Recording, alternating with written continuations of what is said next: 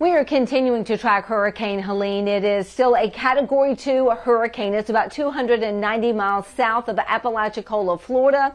It's going to continue to intensify and accelerate. In fact, it's now beginning to move at a faster clip. We're seeing this move towards the north-northeast at about 14 miles per hour, packing winds at 105, gusting to 125.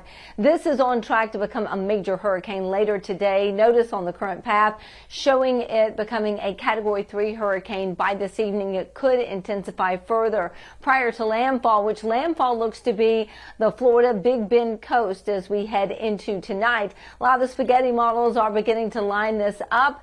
You can see near St. Mark's, stop choppy, and then also beginning to push up towards the Tallahassee area. And that is where we have those hurricane warnings shaded in red. The rest of the Florida Peninsula in blue under tropical storm warnings. That really extends up throughout Georgia, even parts of South Carolina. We even have a tropical storm warning for our coastal waters south of Santa Rosa and Okaloosa County. We have a coastal flood advisory due to the fact we could be looking at some minor coastal flooding. We have storm surge warnings up along the west side of the Florida Peninsula, and we could be looking at a storm surge of about 15 to 20 feet across that Florida Big Bend area. So this could be what some are calling catastrophic storm surge. That's actually even a low-lying area as well. Now, for our stretch of the Gulf Coast, our impacts definitely high surf in the surf zone, large breaking waves up to about 11 feet.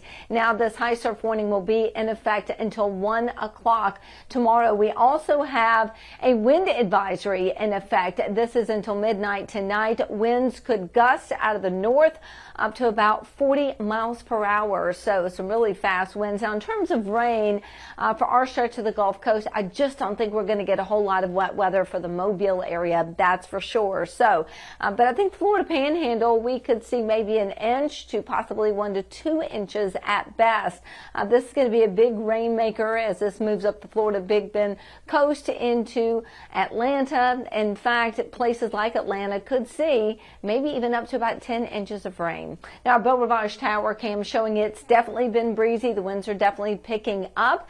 We are going to be looking at the potential for some scattered storms, but we're going to keep that 50% chance in there for today and tonight. Now, Pensacola Beach cam, you can see the waves are definitely kicking up with that surf due to the fact that Helene really getting Gulf waters churned up. We've got that high surf warning in place, dangerous rip currents, not just today, but also into Friday night.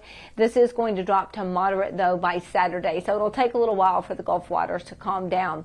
Meanwhile, as we take a look at the forecast tracker, notice this is bringing those rain bands all the way through the Carolinas, the Appalachians, and then for us, it's actually going to wrap in some drier air. So we are going to be looking at completely rain-free conditions for your Friday. For today, 50% chance of rain, high temperature of about 83 degrees. It's definitely going to be gusty, and we are going to also be tracking Isaac. Now, right now, Isaac is a tropical storm. It has winds at about 50 miles per hour. Believe it or not, as we track this, it looks like this could bring impacts early next week to places like Portugal. So it's not moving towards the U.S. We're also watching an area of disturbed weather near the Cabo Verde Islands. This has a high formation chance over the next 7 days. It's Invest 98, and this is going to continue to move west-northwest and kind of curl around.